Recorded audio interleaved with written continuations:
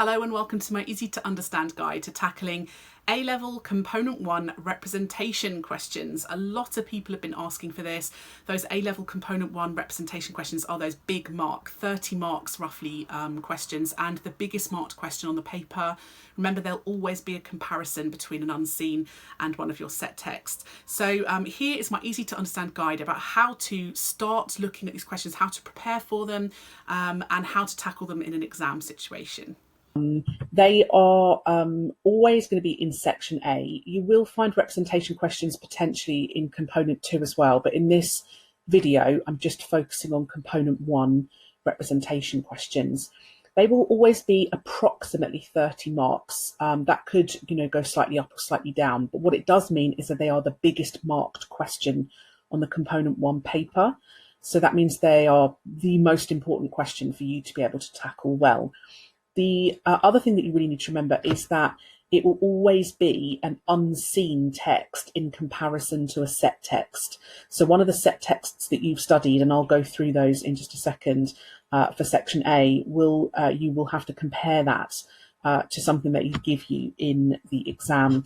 Now, in terms of the unseens, you will see that the unseen that you get given for a representation question will either be a TV advert, a print advert, a print newspaper cover or article, or a music video. So you know it's going to be one of those options. The only thing you don't know about representation questions is you don't know whether it's going to be question 1 or question 2 on the paper. So it does mean that when you open up the paper, you're going to have to look as to which one has the most marks, and that will be the representation question. It should be labelled representation, but you never know. If it is question 1 on the paper, that means that the unseen is going to be a moving image product, so that is a TV advert or a music video, but it will be question 2 if the unseen for your representation question is a print newspaper cover, article, or a print advert. Don't forget, you will get an unseen for a media language question as well, but it just might be that the media language question could also be question 1 or 2, so it just depends on whether they give you a moving image product for representation or for media language. But it just means look out question 1 or 2 always in comparison to a set text. If it's a print text that you get, you'll be given that in the exam paper, so you'll have that print unseen with you the whole time during the exam. You can make notes all over it, or there should be some space in the exam paper or answer paper for you to make notes as well. But if it's a moving image unseen, it will be shown on a screen at the front of the exam hall with speakers at the start of the exam. So you need to obviously be able to see and hear it. It will be shown 3 times. There will be a short break in the middle for note making. And you should be making notes on the note-making paper they give you throughout the screenings as directed by the instructions on the paper and the DVD. So it means that because you will get shown that 3 times, some people think 3 times is a lot, but actually you're going to need that to make detailed notes, and then you won't have it to reference for the rest of the paper. So it means your notes have got to be really good. So practicing making notes about something quite quickly and in a relevant way is important, because if you don't make enough notes about it and then you don't see it again after it's finished its 3rd screening, it's going to be quite hard to remember potentially specific examples. Either way, you need to get used to looking at something you've not studied and quickly analysing it. And you can practice this with lots of things. So look up, I don't know, random music videos on YouTube, or look at print adverts that you see in magazines or newspapers, and just get used to making lots of notes. Look at TV adverts that you watch on TV or that you can find on YouTube, and practice making lots of notes on them very, very quickly. Don't forget, some adverts are only sort of 20-30 seconds long, so it's quite difficult to write quite quickly sometimes. So the more practice you can get on that, the better. So this gives you some ideas of the kind of topics that could come up as a representation type question. These are taken directly from the specification, although I've reworded them slightly to make them easier to understand. And the one in red is the most important one, not because it's more likely to kind of come up as a question, but because it's kind of involved in all of the other types of questions. So all the other black bullet points revolve around you being able to understand the red one. So you need to be able to understand, regardless of the question, how people, groups of people, issues or events are represented. And that could be things like representation of women, men, ethnicity, age, so thinking about the kind of things that are in the products that you are being asked about and being able to understand how people, issues, events are represented. But the other kinds of wordings of the question could be things like how those representations have been constructed. So being able to think about camera editing, sound, mise-en-scène, why those things have been represented in that way is quite important. How that relates to contexts, how the extent of the representations are made to seem real. If they are made to seem real, they might not be real at all. And if they are made to seem real, how and why? The use of stereotypes, if they've been used, if they've been challenged, and why they might have been used or challenged, and the ways in which different audiences might respond to those representations, potentially in very different ways. So there's lots of different things you could get asked about, but they all really revolve around you being able to understand how people, issues, and events are represented in those products. So these are my tips, things that you can do in preparation for the exam to make sure that you are prepared fully for these representation questions. And you should be able to do this with the unseen in the exam as well. So you should be able to identify how the thing or the person in the unseen is being represented. So, for example, if it asks you about representation of women, for example, try and come up with at least 4 adjectives that describe them. So I've just given some examples here, but obviously it entirely depends on what texts they are asking you about. So the first thing you should be thinking is to try and come up with at least 4 adjectives for your unseen product, and then repeating that with whatever set text they're asking you to compare it with. Trying to identify at least a couple of reasons why they've been represented as well. And potentially as well, in fact, you really should be trying to come up with specific examples of how you understand how you've identified those representations. And I'm going to explain this in a bit more detail. But the good thing about this is that you've studied your set texts already, or you should have. So in theory, you should already know what the representations are in those. So when you get into the exam, it shouldn't be taking you more than a minute or two to make a few notes to remind yourself what the representations are in that product that you studied for A-level. And you can prepare for this in advance by doing this with all of your set texts. So I'm going to just give you some ideas. I'm going to show you how I might do this. So the first thing you should be able to do is go through all of your component 1 section A set texts and do the following. First of all, identify what kinds of people, issues or events they might ask you about in terms of representation. And for each one of those issues or people, come up with those 4 adjectives that you might use to describe the way they've been represented. So I'm going to show you this here with Wateraid. So Wateraid is currently one of the set TV adverts at A-level. So what I've tried to do is I've tried to think here about the kinds of issues, events or people that are represented in this advert. So I think these 4 bullet points are the 4 things that I came up with. I think it represents people in terms of ethnicity, i.e. Black people, African communities. I think it represents age because you're seeing a lot of teenagers or young people. There are also some adults and some children in the advert, so it could potentially ask you about various ages. I think it also represents gender. Obviously, the main focus of the advert is women, but there are a couple of men in the advert in the background, so potentially they could ask you about gender in general. And I suppose the issue or the event that it concerns is drought or poverty, third world countries. So these are the 4 main things that I have identified that potentially could be a representation question at A-level for Wateraid.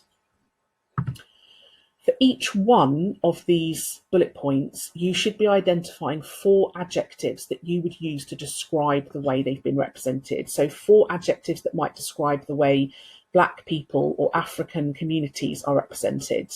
4 adjectives that might describe the way teenagers are represented in the advert, etc. So you would repeat that for all 4 bullet points. So I've done this here for you. This is what I potentially think I might have written. So, for example, what I've done here is possible topic Black African people. I would say that my three main adjectives are community. They seem like a really kind of tight knit community, helping each other.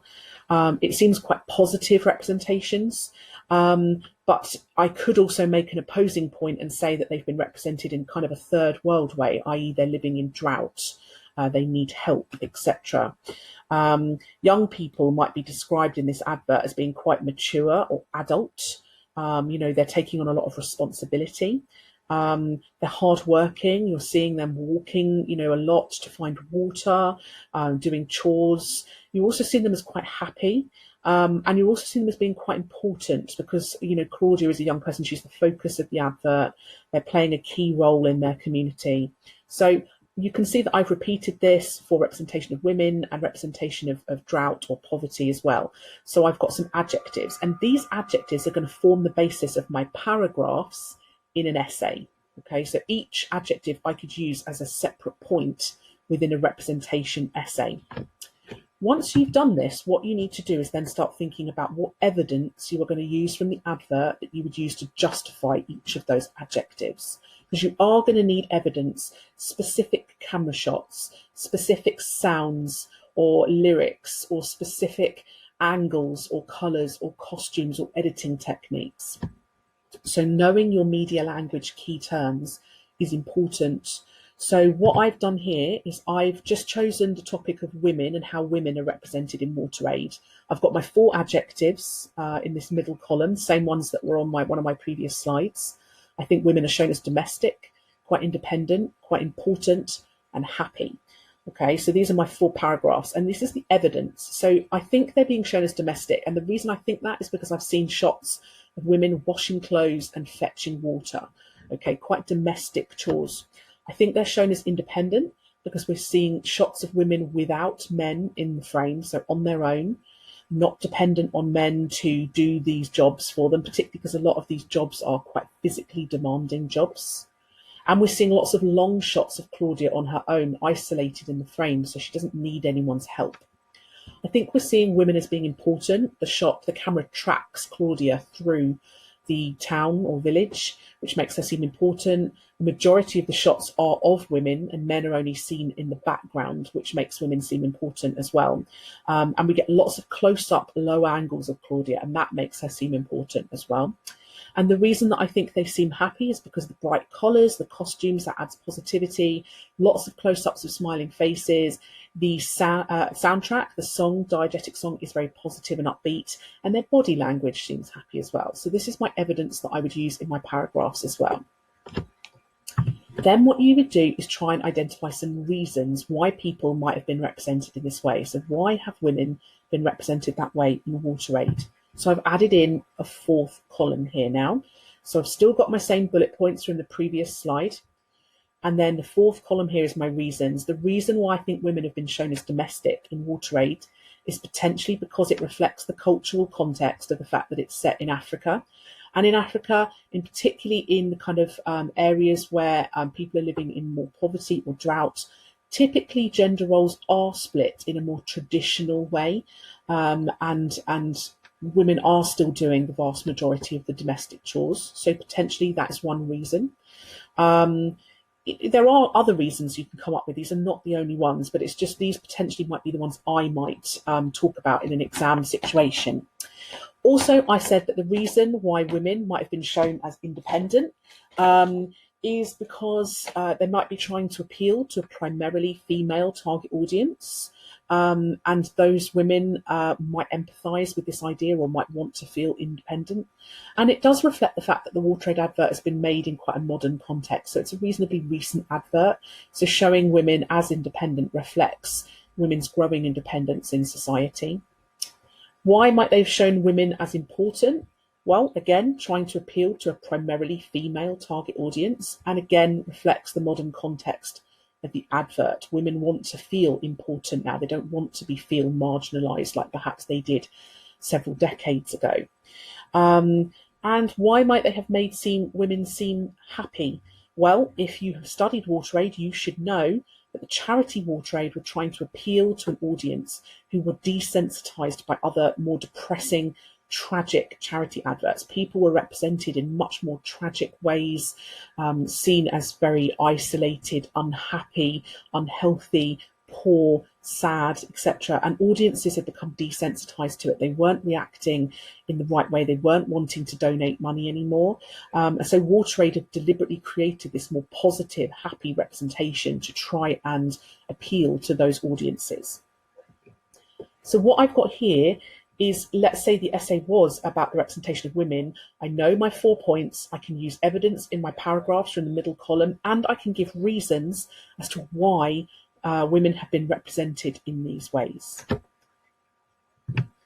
And the idea is that you should be able to do this in practice for your exam for every one of those component 1 section A set texts. So currently, as of August 2020, this is a list of the set texts for component 1 section A.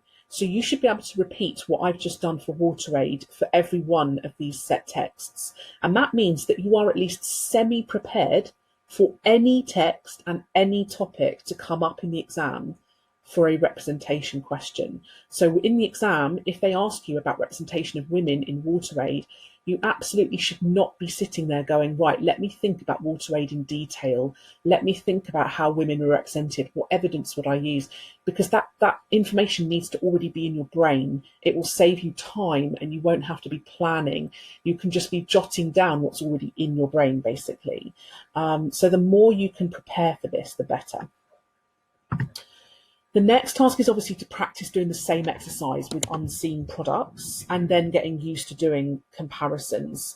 So what I thought we would do is have a look at an example of a question for a representation question. So this is a question I've invented.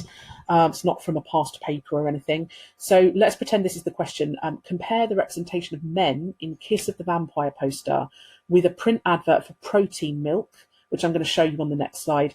And we're going to discuss the similarities, differences, and reasons for the representations.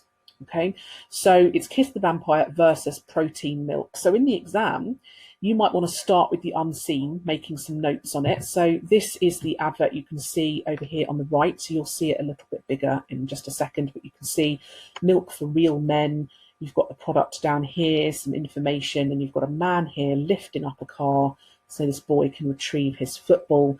What I would start by looking at in a question is you can, if you take in highlighters or pens in the exam, you can do this in the exam, highlight or underline the key parts of the question. So compare the representation of men, so you know that's the topic you have to think of.